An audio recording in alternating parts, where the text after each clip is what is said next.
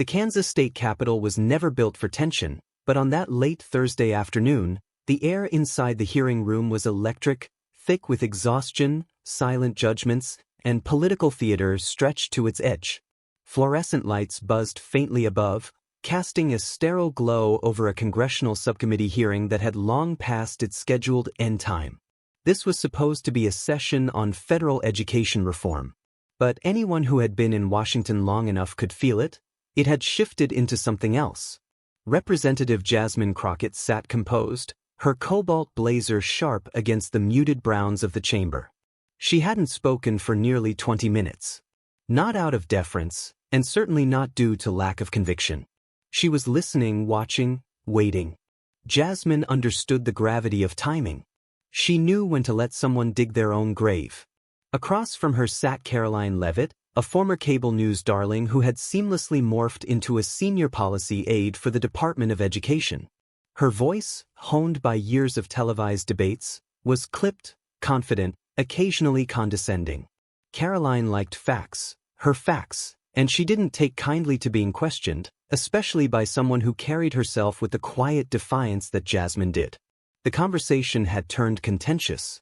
Not loud. Washington was rarely loud in public, but sharp, jagged with subtext. It began with data. It always did. "We've increased funding to every district equally," Caroline said, arms folded tightly. "But results aren't following. We have to look at accountability." Jasmine tilted her head slightly. "So what you're suggesting," she asked evenly, her gaze holding steady, "is that schools in underserved districts simply aren't trying hard enough?" Caroline exhaled through her nose, the kind of exhale reserved for people who think they're being reasonable but are barely holding back frustration. "I'm saying standards must be enforced. Across the board. No exceptions." Jasmine didn't blink. "But the board was never level," she said quietly. "You want to talk fairness? Let's start with access. Context. History." The temperature in the room dipped, or maybe it just felt that way. Caroline leaned back slightly, rolled her eyes, not fully, just enough for everyone to catch it. Then she shifted in her chair, muttered something under her breath. It was subtle, the kind of comment you make when you think no one is listening. But her mic, that small, unassuming black stem on the table, was live. And what she said was unmistakable. She should just go back to Africa. It didn't boom. It didn't echo. It whispered. But it whispered loud enough. For a beat, no one moved. The room didn't gasp. Washington doesn't gasp. It tightens. Like a throat trying to swallow something bitter. A young black intern seated near the media table froze. His eyes darted toward the speaker system, then toward Jasmine. A few reporters shifted in their seats. One coughed. One scribbled furiously. The C-SPAN feed didn't cut. It never does. Jasmine sat still, her hands folded neatly on the desk. She blinked once, deliberately. Her expression didn't crack. No flinch. No frown. Just clarity. She turned her eyes to Caroline, not as an adversary, but as a mirror. Caroline didn't look back. Instead, she reached for her water bottle, twisted the cap, and took a long sip. Her hands didn't tremble, but her ears were red. That's when she knew. The microphone had caught it. And the world was already catching on. The chairman of the subcommittee, a weary white congressman from Idaho, cleared his throat nervously. "Let's stay on topic, please," he said, voice brittle, eyes darting anywhere but at Caroline. But it was too late. The phrase had already left Caroline's mouth and entered America's bloodstream. Jasmine didn't respond. She didn't need to. She picked up her pen, made a single note on her legal pad, and then looked back up at the panel as if nothing had happened. It wasn't a silence of defeat. It was a silence of decision. A choice not to dignify the comment, but to let it sit. Let it simmer. Let it show exactly who had said it and in what context. Because sometimes, restraint is louder than rage. And outside that chamber, the clip was already being clipped. Captioned. Uploaded. Within minutes, someone in the media gallery had trimmed the feed, zoomed in on Caroline's face at the moment the words fell out. She should just go back to Africa. Unmistakable. The storm didn't break with thunder. It started with a flicker, one clip, 12 seconds long, pulled from the C-SPAN feed and uploaded by a freelance journalist sitting in the press gallery. The camera didn't catch Caroline Levitt's lips clearly, but the mic had done its job. She should just go back to Africa. There was no music. No dramatic zoom. Just a still frame of a white woman in a beige suit, sipping water with flushed ears, and a black congresswoman sitting still, measured, dignified, deliberate. By the time the subcommittee hearing adjourned, the internet was already on fire. In New York, a barista showed the video to the woman next in line. In Little Rock, Arkansas, a retired teacher replayed the clip on loop in her living room. Hashtags spawned within minutes. Commentary followed within hours. Hashtag GoBackGate trended globally by sunset. Cable news spun up emergency panels. One network blurred Caroline's face while dissecting the phrase word by word. Another replayed the clip 10 times an hour with digital overlays and pulsing red arrows. Did she mean it? Was it misheard? What is the line between implicit bias and explicit racism? Back in the Capitol, Caroline's team moved fast. Her aide, Brian, 32, discreet, always 2 steps behind, ushered her down a restricted hallway, away from flashing cameras. "You were off mic," she muttered, trying to convince herself. It was just background noise. Ambient muttering. Brian didn't respond. He stared forward, jaw tight. The silence between them said more than any spin ever could. Caroline's phone buzzed violently in her palm. Messages poured in from GOP donors, local campaign chairs, former television colleagues. Most didn't ask if she said it. They wanted to know what she was going to do now that it was out. By the time she reached her office, the official statement was already drafted. Ms. Levitt regrets the misunderstanding caused by background interference and misinterpretation. She unequivocally opposes racism in all forms. It was cold, calculated, and no one bought it. Meanwhile, Jasmine Crockett stayed quiet. Not silent out of fear, but with intention. She knew how this worked. Rage was currency in D.C., spent quickly, forgotten even faster. But patience? Patience echoed. She left the hearing with her notepad tucked under her arm, brushing past a wall of reporters like a wave brushing a stone. One journalist, young and eager, ran beside her.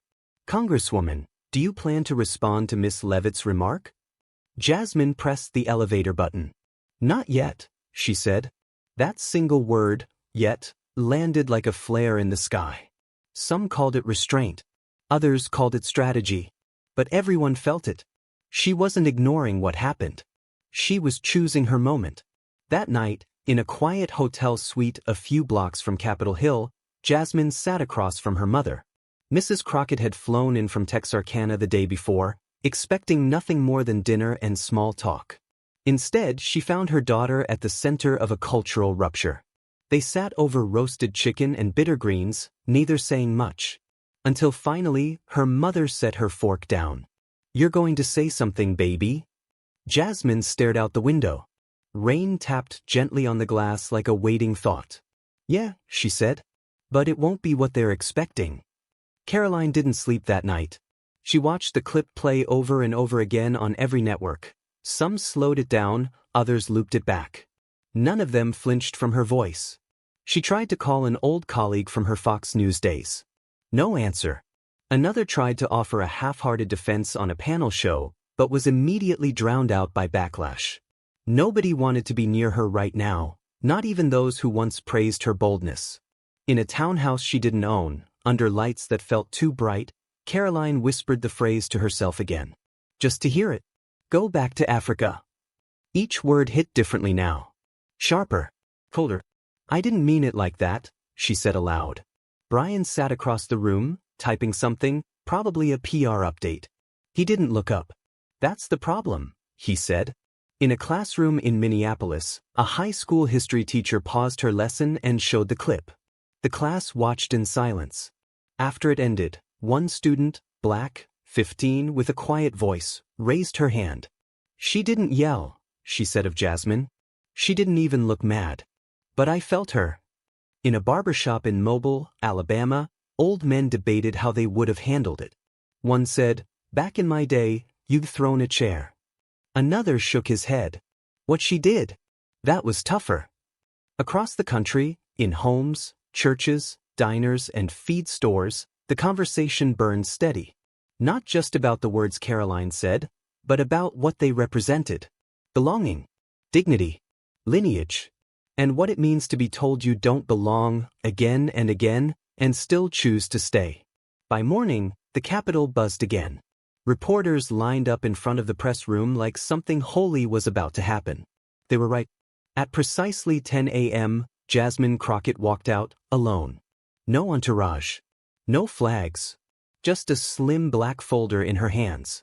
The clicking of cameras began the second she stepped forward. She waited, then leaned into the mic. "I was going to read something prepared," she said. "But I don't think I need to." The pause. What happened yesterday wasn't new to me. Her voice was steady. Not bitter. Not theatrical. Just present. "I've been told to go back since I was a teenager. In line at a store. On flights. In elevators. In boardrooms, though more politely phrased. So no, I wasn't shocked. What shocked me was that some people thought I should be." She looked up, right into the lens of the main camera. When you tell someone to go back, you're not questioning their passport. You're questioning their place. Their right to stand next to you. And I'm not going anywhere. The line hit like a drumbeat. Before she finished, the clip was already being clipped, subtitled, posted. But she kept going. "I'm not here to shame Caroline Levitt. I'm here to remind people that belonging doesn't have to be earned with perfection. We belong because we're human. Because we build here. We bleed here. We stay." She closed her folder. No questions. No applause. And walked off like she had better things to do. Because she did. Caroline Levitt's public appearance had taken a sharp turn since the microphone incident. Initially, she had tried to brush off the awkwardness and discomfort, but as the media storm began to grow, her comments were spinning out of control, creating a political disaster she couldn't escape. It wasn't that her intentions had been racially charged, she hadn't meant to say anything hurtful. But the way the words had come out, "She should just go back to Africa," turned into a wildfire that would not die down. Her words echoed through social media, news channels, and every public forum imaginable. It was as if a bomb had gone off in the political landscape. And in that moment, Caroline realized how serious things had gotten, how even one slip could ruin a career that had taken years to build. As the media frenzy reached a fever pitch, Caroline found herself isolated. At first, she tried to maintain a composed public face, but the internal pressure from her colleagues, the backlash from the public, and the relentless media attention were suffocating. Behind closed doors, her advisors were pushing her to make a public apology. But the question kept lingering: could an apology even fix this? Could an apology repair the damage done by words that had gone so far beyond what she had intended? Caroline's sense of control was slipping, and it wasn't just the political pressure. The larger issue loomed much heavier over her: the idea of accountability. In the middle of all this chaos, Jasmine Crockett had remained silent. She hadn't tweeted. She hadn't publicly commented on the controversy. She watched from the sidelines, her quiet presence more powerful than any comment she could have made. Jasmine wasn't someone who reacted impulsively. She knew the weight of her words, the impact they could have. Jasmine's silence was a sharp contrast to the uproar around her. And the more Caroline saw Jasmine's quiet strength, the more Caroline's own fear of public judgment grew. But then, a shift occurred. In a televised interview, Caroline finally addressed the issue. Her voice wavered with an apology, but there was no real depth to her words. She tried to explain that the comment had been an unfortunate slip, a mistake, but that didn't seem to matter to the thousands of voices screaming for accountability. The public wasn't buying it. The damage was done, and no amount of scripted apology could undo the stain left by those words. Meanwhile, Jasmine Crockett was no longer just a silent observer. The pressure had mounted on her as well. She had become a symbol, not just for her own community, but for a much broader cause. The silence that had served her for so long was no longer enough. The day after Caroline's tepid apology aired, Jasmine stood before a crowd of reporters. She took the microphone, and for the first time since the controversy had begun, she spoke. I've heard a lot of noise over the past few days, she began, her voice steady but heavy with meaning. A lot of words, a lot of apologies. But sometimes words are just that, words. What matters is the action behind them. Caroline's words hurt, but what we have to realize is this. It's not just about what someone says. It's about what we do next. The question is, where do we go from here? Are we going to keep allowing this to happen? Are we going to stand by and let this kind of rhetoric divide us further? Jasmine paused, scanning the room of journalists. There was a long silence, as if the room was waiting for her to reveal something monumental.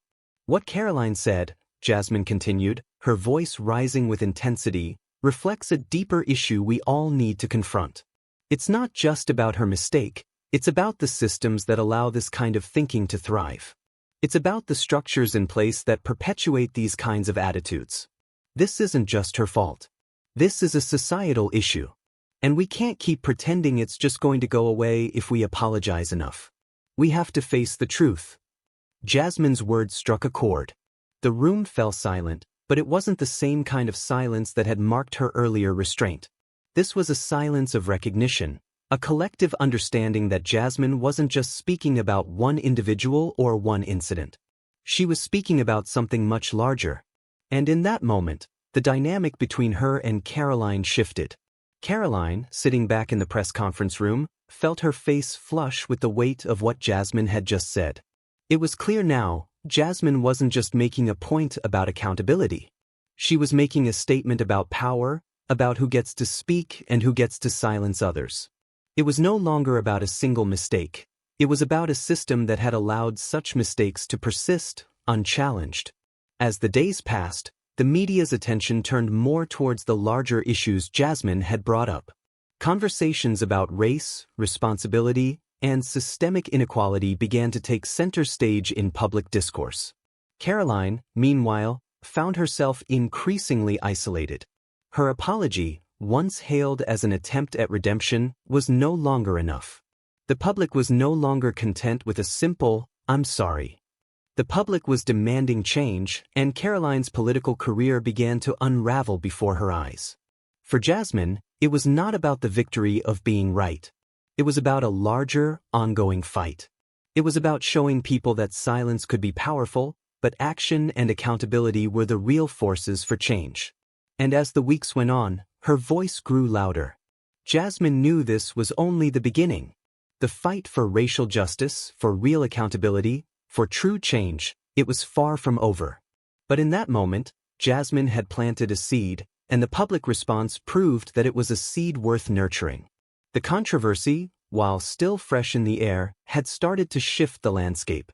What started as an incident of careless words had evolved into a battle for the soul of the nation. And Jasmine Crockett, through her quiet strength and her undeniable power, had become a force for that change. Caroline Levitt, on the other hand, had learned the hard way that public trust wasn't easily restored. Her political future now seemed uncertain, and the question remained, could she rebuild, or had the damage been too deep? The truth was, no one knew the answer. But one thing was clear, the conversation had shifted. And it was no longer about the words themselves. It was about how those words would shape the world going forward. If this story left you thinking, sure. And if you want more stories that speak to who we are, and who we're trying to be, hit that subscribe button. We're just getting started.